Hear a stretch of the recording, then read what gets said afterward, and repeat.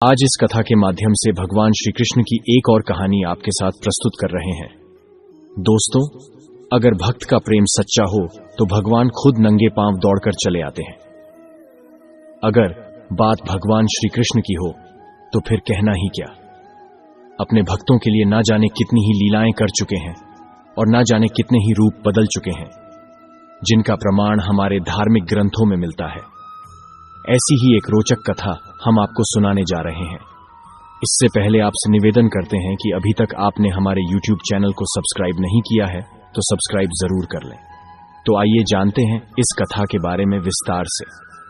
पौराणिक कथा के अनुसार एक समय की बात है, एक नगर के राजा ने मंदिर बनवाया जिसमें भगवान श्री कृष्ण की मूर्ति की स्थापना करवाई, लेकिन उसकी कभी पूजा नहीं की।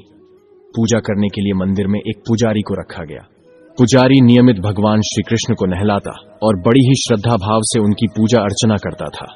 राजा भी रोज भगवान श्री कृष्ण के लिए एक फूलों की माला भेज देता था और जब वह दर्शन करने आता तो पुजारी उस माला को उतारकर राजा को पहना देता। ऐसा करते करते पुजारी की भी उम्र बीत चुकी थी। एक दिन किसी वजह से राजा नहीं आ सका तो उसने अपने एक सेवक के साथ मंदिर में माला पहुंचा दी और सेवक से पुजारी को कहलवा दिया कि आज वह मंदिर नहीं आएगा, इसलिए पुजारी उसका इंतजार ना करे। इतना कहकर सेवक चला गया। पुजारी ने हमेशा की तरह भगवान श्री कृष्ण को माला पहना दी, लेकिन जब शाम हुई तो पुजारी यह सोचने लगा कि माला उतारकर किसे पहनाई जाए। उसने सोचा, क्यों न ये माला आज मैं खुद ही पहन लूं। वैसे भी मेरी उम्र काफी हो चुकी है, जीवन का क्या पता कब खत्म हो जाए। इतना सोचकर पुजारी ने माला उतारकर अपने गले में डाल ली, लेकिन इतने में ही सेवक आ गया और उसने बताया कि राजा की सवारी मंदिर में पहुंचने वाली है। राजा की सवारी आने की बात जब पुजारी ने सुनी तो वह डर गया। उसने सोचा कि अगर राजा ने माला पहने हुए देख लिया तो मुझे मार ही डालेंगे। आनन फानन में पुजारी ने माला उतारकर वापस भगवान श्री कृष्ण को पहना दी। जैसे ही राजा मंदिर के अंदर आया तो हमेशा की तरह पुजारी ने माला कान्हा जी के गले से उतारकर राजा को पहना दी, लेकिन जल्दबाजी में पुजारी के शरीर का एक सफेद बाल माला में लग गया, जिसे राजा ने देख लिया और राजा समझ गए कि पुजारी ने यह माला खुद ही पहनी थी।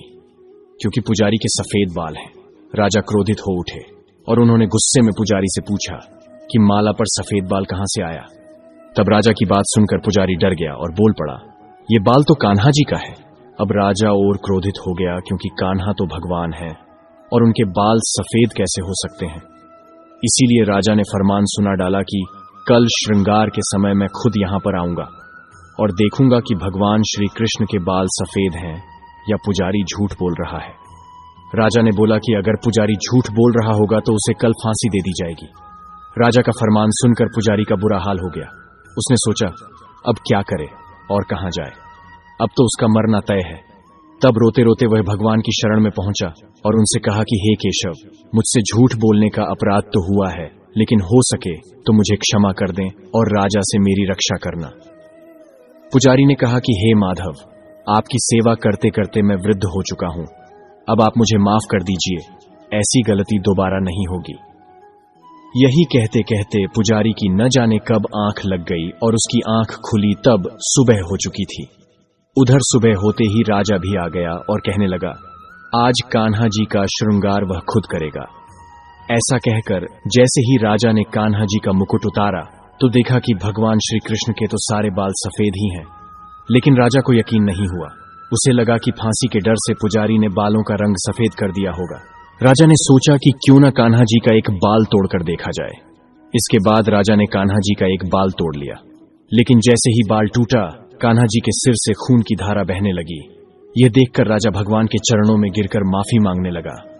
तभी भगवान श्री कृष्ण की मूर्ति से आवाज आई, हे राजन, तुमने मुझे केवल मूर्ति मात्र ही समझा, इसलिए आज से मैं तुम्हारे लिए केवल मूर्ति मात्र ही रहूंगा। लेकिन पुजारी ने सच्चे मन और पूरी श्रद्धा से मेरी भक्ति की है, इसलिए उसकी भक्ति को देखकर मुझे अपने बाल सफेद करने पड़े। भगवान श्री कृष्ण ने कहा कि भक्ति में कभी भी संशय नहीं होना चाहिए और सच्चे भक्त की लाज तो मैं कभी जाने ही नहीं देता।